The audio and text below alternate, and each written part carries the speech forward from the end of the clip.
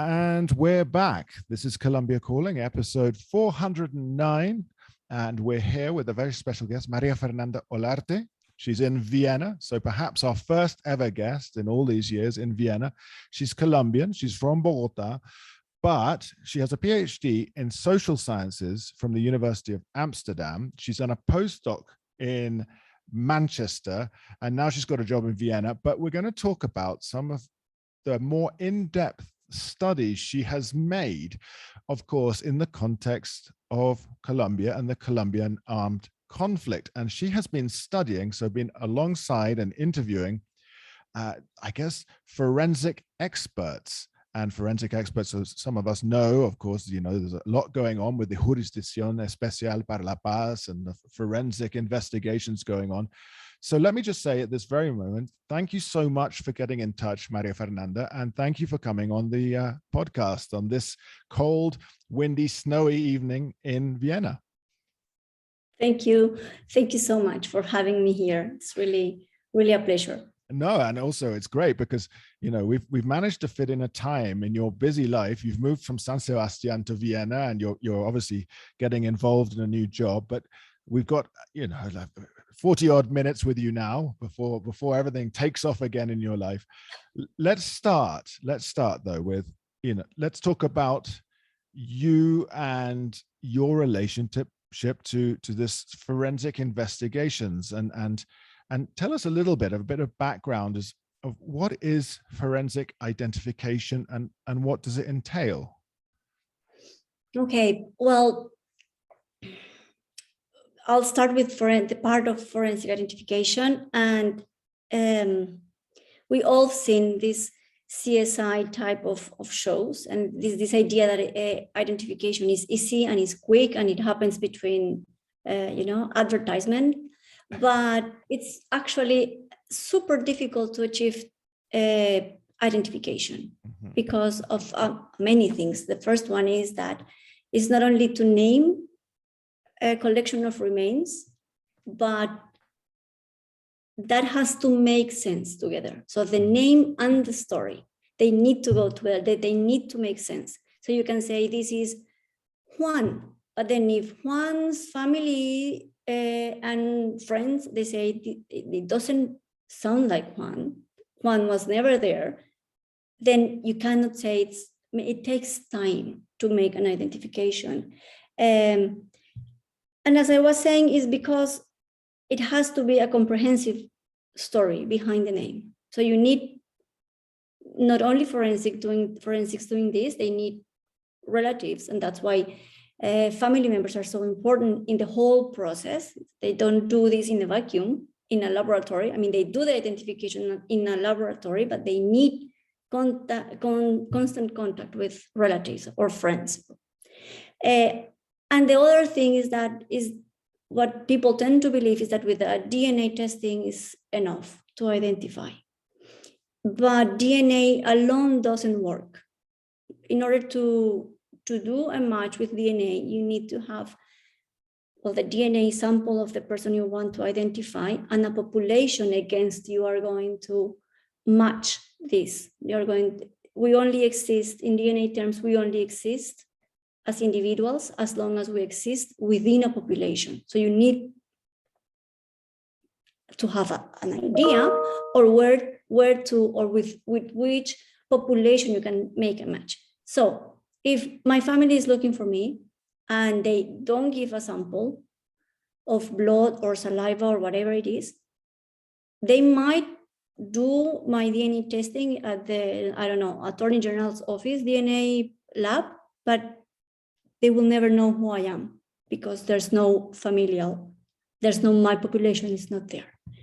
So forensic sciences in general, they need to work together. Forensic anthropology, dentistry, medicine, ballistics. A beautiful one that is forensic entomologists, who are these people who work with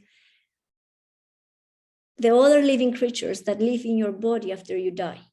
And they give a lot of information about where you are located, the time of death, if you have been poisoned, or if you had taken, drugs or whatever. So they are very, very rich. So you also have these other specialists that do not work directly on the body, but around the body. So it's an achievement to be able to identify a body. This is, I mean, of course, my knowledge, as you suggested in that first part, my knowledge of forensic science is CSI. So they, immediately put the slide with the hair sample or saliva sample swabbed from the inside of the cheek of the victim, or scraped from underneath the nails, or if they're looking for blood, and they put it into their system, and you see the flashing running up on the computer screen and going through, and then suddenly within 5 minutes, as you say, in a commercial break, it's up and the face comes up. And so what you've just explained is that this is a long and incredibly in-depth investigation. And what I like is your social science side of it, is the families need to be involved, not just for the DNA. It's an identity thing. Why is this person here? What was this person doing? And then when you get into your entomologists, which I had no idea about at all, because I just figured, oh yeah, we can tell from the blood that this person was, on hallucinogens or whatever. But this is a whole different thing. And then, of course, I guess if we're saying it by the quickness of decomposition or so on, you can see how far, the bugs or whatever is inside the body, or I don't know. This all comes out with that as well. So therefore, you can accurately backdate a death, and from when and age. I mean, this is far different to whatever I think anyone has an idea about. And so you have been investigating this and have been observing these different styles. And so once you've got into that and you're working or interviewing forensic experts, how does this fit then? Because you've interviewed 18 forensic experts. How does this fit in the Colombian context? Because we know that there are mass graves all over the country. There's lots in the Llanos. I mean, we're currently seeing in Dabeiba, Mutata, all up there in Antioquia. And of course, they need to go through the cemetery in Puerto Berrio, where people adopted the cadavers that came along the river and were dumped into the Magdalena, because so many in that curve in the river arrived up there that they buried them and gave them names. There's so much to be done. So can you just put it into the context then? It's because Colombian forensic science is advanced, or is it very much behind? Super advanced. Okay. Super advanced. It's incredibly advanced. Forensic experts, Colombian forensic experts, train forensic experts elsewhere. Okay. Because of the knowledge, the expertise, and the equipment. It's a very high-end, state-of-the-art technology that forensic experts at the Attorney General office have. And so let me go a little bit back to answer your question. I started working with forensic experts 2012, but since 2016 I started doing a more active in research, and I had as a co-researcher a forensic anthropologist of the Attorney General's office, a person who has been doing this for more than 20 years, so it's a long time for him. And in that project, what I wanted to see was how forensic knowledge on what they do, what they tell us as the general public, how that gives us information, different kind of information or nuanced information relating the conflict. So because what we know of the conflict is what we know from when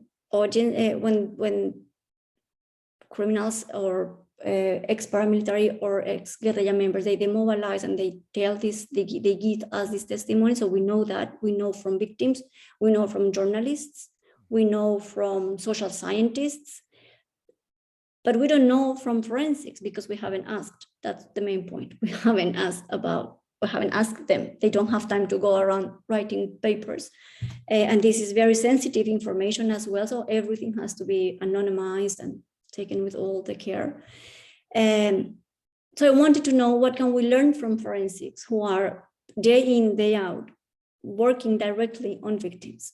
And with that, and by the hand of Jaime Castro, who's my co-researcher on that project, one of the things that we were able to show is that given the expertise and experience they have, and since I was telling you, in order to identify the victim, you need to know the story, and they would tell you, any forensic expert, especially anthropologists, who are the first forensic expert to be in contact with a body is an anthropologist. So they would say to you, the first thing that I need to know is why this person is on my table. What happened to this person? I need to know what's the story behind. So there's a lot of investigation. So they know the dynamics of the conflict. They know, and they can tell you if this grave is paramilitary or not. They can tell you if this person, they can tell, depending on the state of the body, of course, but if you have soft tissue, they can make claims about torture.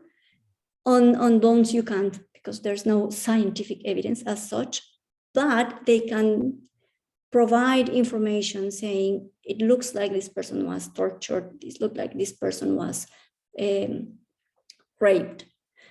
So when you ask them, you start to know these nuances about the conflict. And one of the things that we came across, that I asked to different forensic experts at different moments, is this idea of, well, not idea, this fact that in some of the graves of the paramilitary, bodies are dismembered.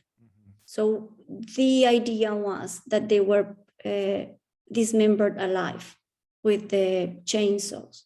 So we know that the paramilitary, they did this when they enter a town, and in the massacres, they did that. We know that for a fact. But when you ask the forensics about the graves, so what they uncover later on, they found this very unlikely. So it was not to produce, it was not meant for torturing, it was meant for making the body smaller, because if you have a smaller body, you have a smaller hole, and you can do this faster. So the graves from the paramilitary are very sloppy graves. They are shallow, they are small, smaller, and they are at the side of the roads. They wanted and they needed to get rid of these bodies, which were meant to be disappeared. So these were assassinations, but they were not meant to become public. They were meant to be hidden. So by asking forensic experts, we know this about this particular understanding of how, for instance, as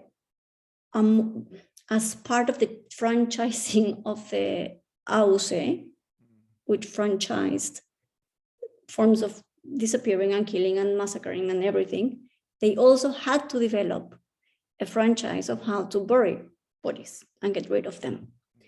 So that's before, of course, the agreement. So, but then after that project, I moved into the one I'm doing now, and I'm looking at the two forensic groups that are brand new in Colombia, and they are one is part of the HEP, and the other one is part of the unit for the search of disappeared persons.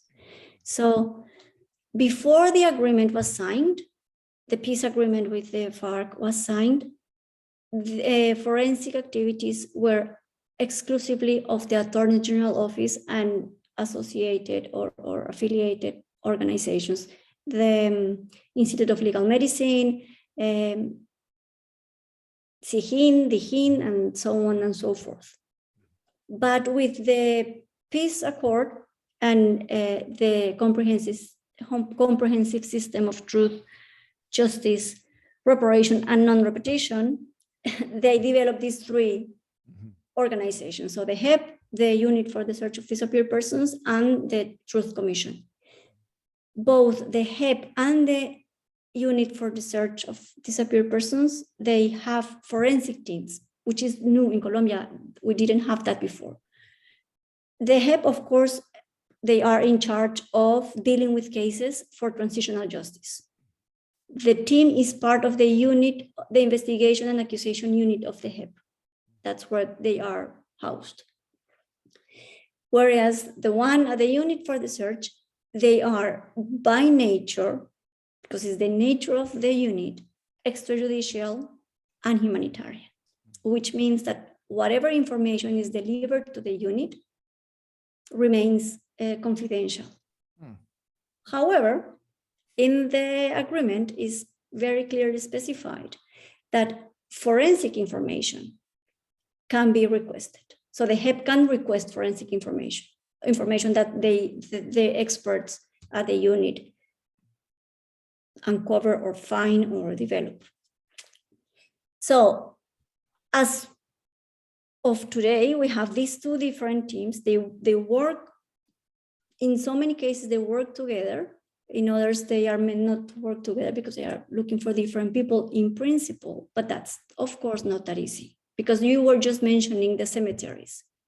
And for many reasons, both teams started to look into cemeteries for the different kinds of victims they are dealing with.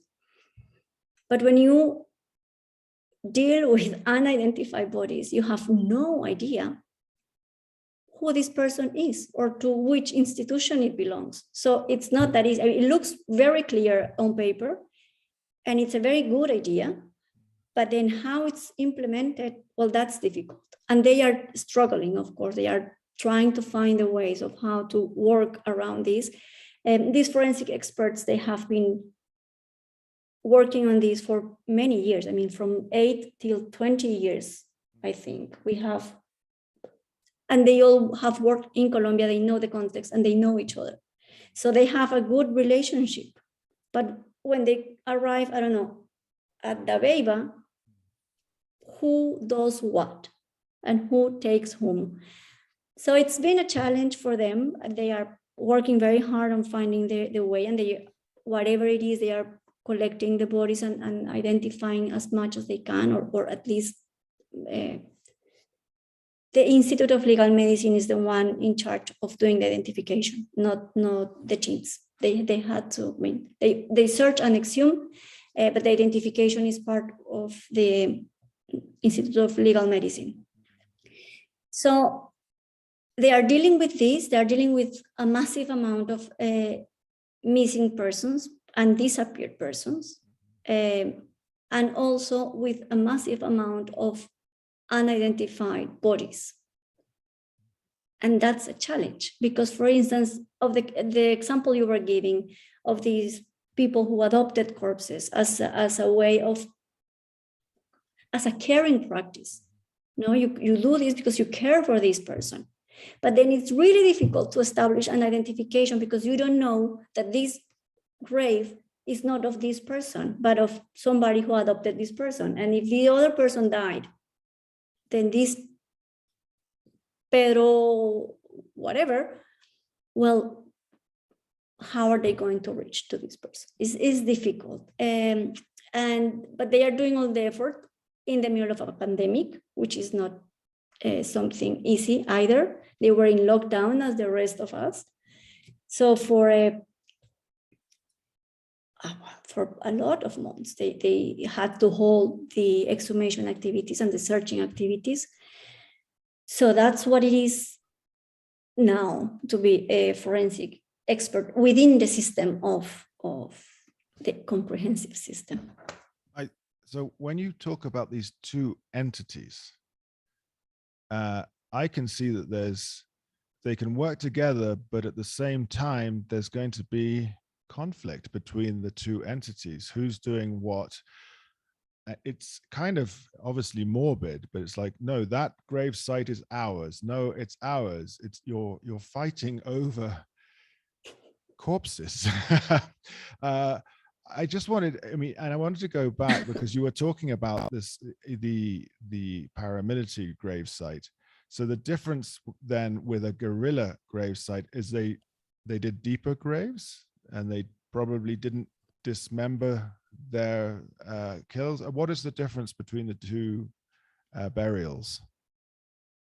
Well, in general terms, the guerrilla would buried in their campsites because they were imagine people who were kidnapped and they killed well, in those circumstances they were buried there, their bodies complete, and not the amount of bodies produced by the AUC, bodies who were meant to be hidden, is much more than the guerrilla. The guerrilla will kill, of course, but they wouldn't try to hide the bodies immediately. So that's the difference between one and another grave. And one important point here is that in the framework of the Justice and Peace law, that the forensic experts went to paramilitary campsites, the graves in the campsites are not like the ones on the road. These are deeper, better done, to say it somehow. But that's the main issue, that the number of bodies who were produced and were meant to remain hidden. Which, I mean, we know both groups are illegal. Both groups are responsible for, truly heinous and awful acts. But it shows, again, from a social science perspective, the different mentality in each group. So you've got the AUC, or the Autodefensas Unidas de Colombia, which is the main paramilitary group. Well, it was the paramilitary group when it was one entity. And they know they're doing something very illegal. And so therefore, and disappearing civilians, of course, the FARC did so too, but in their mindset, it possibly sounds like it's an extension of their belief that they are fighting a war. And there's a very curious kind of dichotomy there. No death, murder, assassination is good, but there's a difference there in the way they treat their dead. And I'm sure you saw this then in your investigations. There's like the parallel concepts here. Yes, and it's. I have I teach, and one of my students this last semester, she wrote a beautiful piece, and one of the things that she said is that she thought you would think that the main point was to kill somebody, and afterwards they wouldn't care about the body. But then, mainly with the paramilitary, they did care so much about the body that after that you could see all horrible things done to bodies. And this is something that, for instance, I've learned through forensic experts. And for instance, again, the paramilitary, the treatment on female corpses was uncomparable to what they did to men. Or bodies of people who were part of the LGTB community. So it's not only I kill you and I hide you, so I make sure nobody knows where you are, but I continue my violence on your body on so many different ways, in so many different ways, that were when somebody found the body, like these forensic experts, they were blindfolded.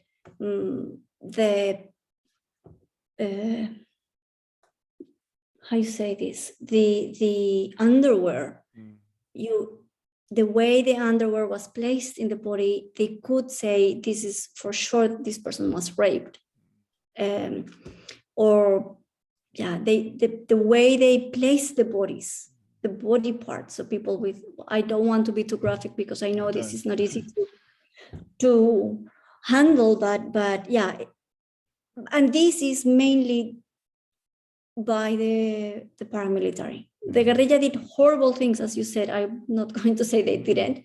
The treatment of the body of their supposed enemy is different.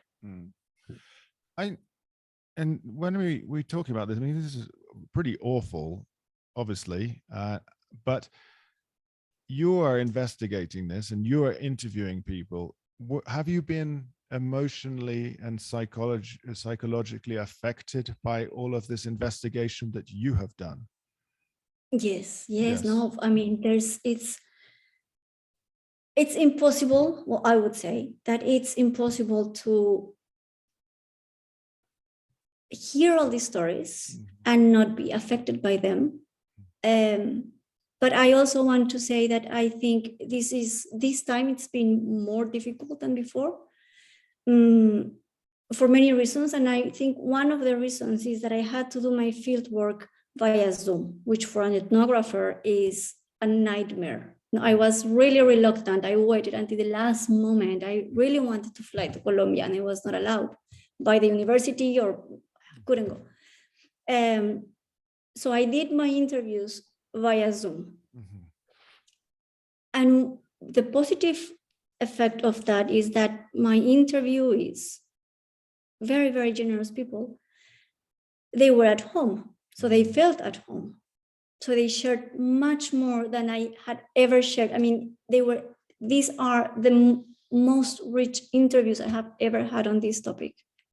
And I think it's because they were at home.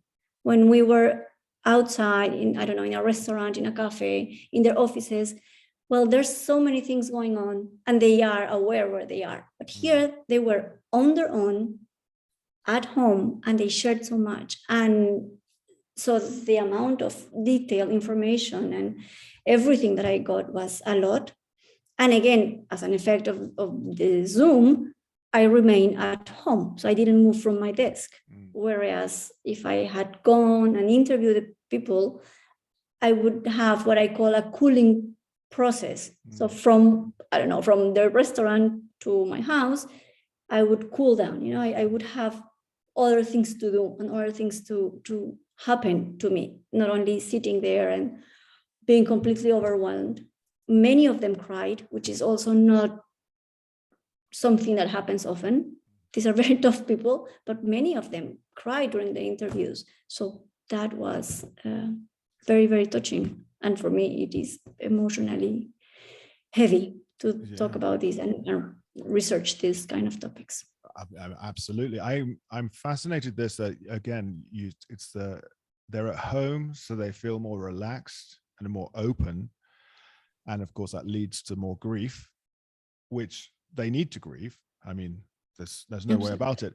But you, on the other hand, may be suffering more because you're not in a restaurant and you don't have the wind down or the cooling down a period afterwards, like walking back home or remembering you need to get a bus or pay a bill or something, the mundanity of day-to-day life. So it's sort of flipped for you, this one. And I'm sure as you're an ethnographer, you had to write down these findings and put in that clause. This is what happened because of Zoom, and this is what happened when we were face to face physically. I think that's truly a fascinating repercussion of this COVID era, of how you've been able to get even richer interviews through what is quite an impersonal setting.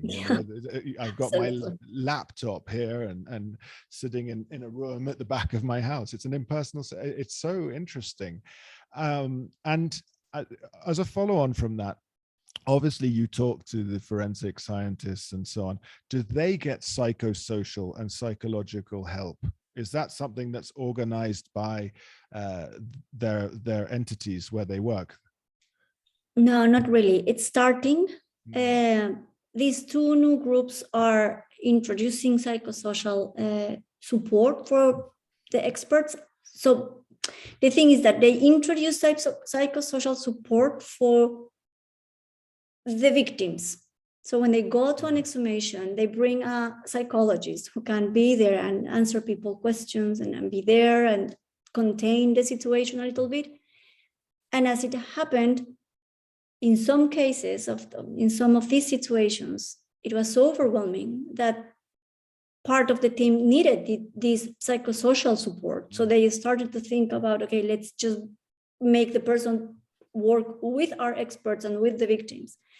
But it's not something that they talk about often. They recognize stuff is difficult. And this is something I'm really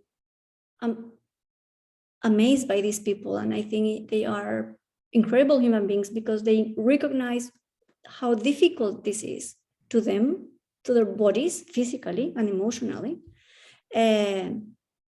But it's how they feel that they are contributing somehow to make the country a better place. And they know it's a tiny, tiny thing. It's one, they're trying to identify one person at a time, but they are there. So they recognize it's hard, it's horrible, it's difficult, but they also tell you all these amazing stories when they are able to identify and they are able to bring the remains back. And the other day I was talking to Jaime, who's my co-researcher, and he was able to identify the body of a person who they have been looking for and trying to identify for more than 10 years. And they did it, they were able to do it. And then he went to the house of this person and delivered the remains to her mother. And the mother remembered the time they were there. And she was so happy. I mean, so happy as you can be. She was so grateful. Yeah. And so they have these very important moments in which all the hardship pays back. You know, it's like they want to be there and they want to contribute. And of course, for the victim's family, this is an ability to, you know, properly grieve because there is something physical. And something that you've researched quite extensively, and I think is a very important subject, is that, and you were mentioning it there, is that these forensic experts are not just witnesses, you know, not just scientists. They are active actors in peace building and reconciliation. I mean, that's what we're getting at here. You don't separate them from what's going on. You don't separate them from the accord, the peace accord from 2016, and you don't separate them from the Jurisdicción Especial para la Paz. They are part of it. And so you suggest that they understand that they are part of this. They understand the importance of their work.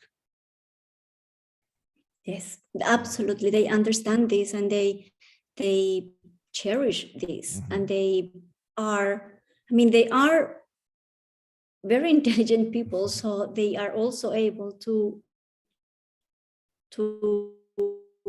discuss with their authorities if they think something needs to be revised. Not that I'm not saying that it always gets revised, but they have a voice and they say, I don't agree with this and we should do that. And of course they have to follow orders, but they are active actors. And by telling us what happened to this person and to all these people, they are constructing or shaping what we know and shaping the conflict, you know, the armed conflict.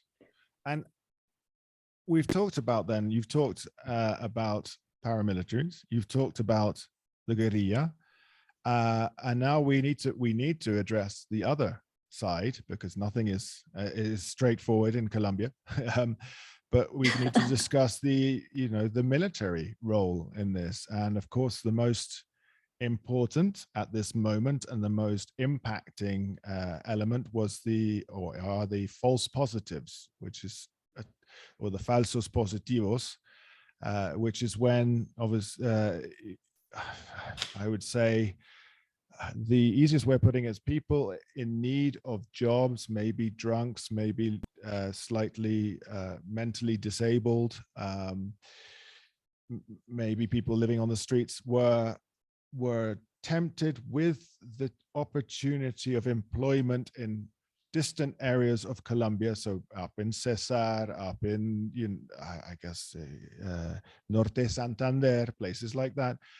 And then they were brought up to these places and summarily executed, dressed up as guerrillas, and then, buried in mass graves up in these areas. This was then the story was broken in around 2008 that this happened. And there was a sort of knock-on effect, because at the same time, the military had been granted, I guess, rewards, financial rewards, if the body count increased. And so this is why they then got involved in this most nefarious activity. And so how, for forensic scientists investigating this, they're going up against the establishment. They're going up against a government entity. Can you tell us a little bit about what you found out from your investigations alongside this? Yes, this is, I think here is one of the cases in which you see how forensic experts are active actors, and not just, they just don't tell us what the body says, which is what forensic they tend to talk like that. No? The body talks, the body doesn't talk, you make the body talk. And with the false positive is amazing, because from what I've seen is that what the forensic experts are able to do when they establish that this is a case of a false positive is that they flip the whole idea. So they have a guerrilla member that through forensic identification becomes a civilian who's been now a victim of state violence. And you have a hero, which is the army, who's saving us from this terrible war against insurgency. And you make this person or this group of people into perpetrators and violators of human rights. And that's done through, and mainly through forensic work. Because, I'm not saying that mothers and family members do not consider their children as victims before the forensics play a part. Of course not. I'm saying this official kind of victim occurs through and thanks to forensic identification. So, and also something that is beautiful in analytical terms, of course, about these false positive cases is that forensic experts were called and are called, but at the beginning to early 2008 and 2009, now they have understood now this thing better, and they have testimonies of military saying what they did. But at the beginning, when they're trying to make sense of this, they had to, let me think how to put this. They had to rely on their understanding of the armed conflict, of the armed actors, of how things happen in different places in violence-wise. And so they could start thinking about these bodies are not making sense. So the process of identifying a false positive, a forensic expert will die if they hear us talking about false positive. But an execution like this, an extrajudicial execution, is to establish what is wrong, not what makes sense, but what is wrong in the scene, in the body, in the testimony.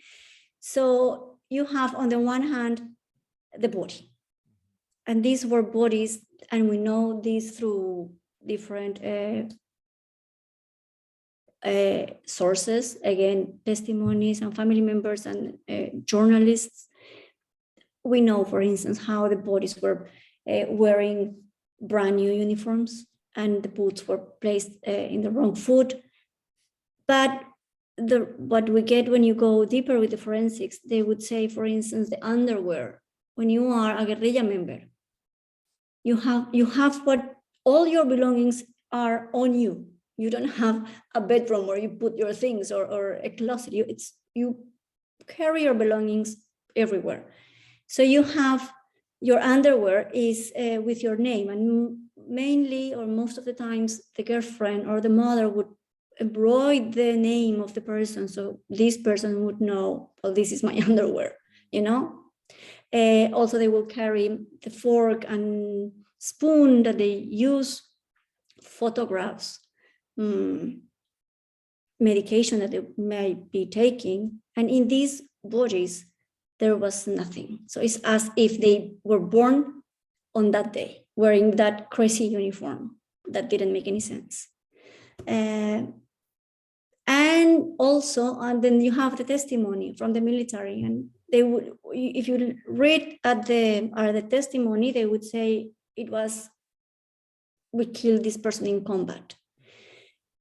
And then an expert would tell you, if you are in combat and if you are killed by a fusil, I don't know how to say that. Well, a bullet from a gun, yeah. But a fusil will just destroy whatever it touches. So you wouldn't have your head because it's so, the speed and the strength is so much that it breaks whatever it touches. So, and to shot somebody on the head in the middle of a combat is really difficult. So the wounds didn't make sense. Also, it was like, no, this is an execution. You can see it's so close, it's a close range. The way that the wound is, or the bullet, it doesn't make any sense. So they had to go step by step and find, one of them put it beautifully. He said, we have to find where the lie is. We don't have to find where the truth lies, but we have to find where the lie lies. And then with that, and from there, solve this whole mess. Wow. I mean, you know, it leaves you speechless. And this thing is of finding out what is wrong, what is out of place. That's fascinating. It's not about finding the story straight away. It's about finding the errors in that story. Just quickly off the top of my head here, I mean, you must know sort of how many people in Colombia, or is there a rough figure of how many people in Colombia are missing in this fashion? Are there many in the context of the armed conflict? Well, there are two figures that I work with, and none of is, I mean, there are no definitive, of course, figures anywhere in the world, because one of the effects of enforced disappearance is that you don't know. So people are worried, and they don't want, and they fear to say that somebody has been enforcedly disappeared, which is different from missing. So you have the figure from the Center of Historic, the National Center of Historic Memory, and they have around 80,000. But then you have human rights organizations, and they work with the figure of around 125,000. So it's an amazing, I mean, there are towns that have less people than that. Oh yeah, I mean, so we're talking about a discrepancy of 45,000 there as well. I mean, between one and the other. I mean, you expect the human rights organizations maybe to be on the upper end, and you expect the government side of things to be on the lower end, but that's a big discrepancy when you're looking at family members and so on. I am so very grateful to you for giving this information and sharing your time. And, you know, we've covered these three entities, the paramilitaries, the guerrilla, and of course the military. Final topic for conversation. How do you see all of this developing then in terms of forensics? We've got elections coming up. We've got people trying to shut down the Jurisdicción Especial para la Paz, which has shown itself to be incredibly useful and worthwhile. How do you, as a social scientist, having spent time alongside the forensic experts, how do you feel? I want to feel hopeful.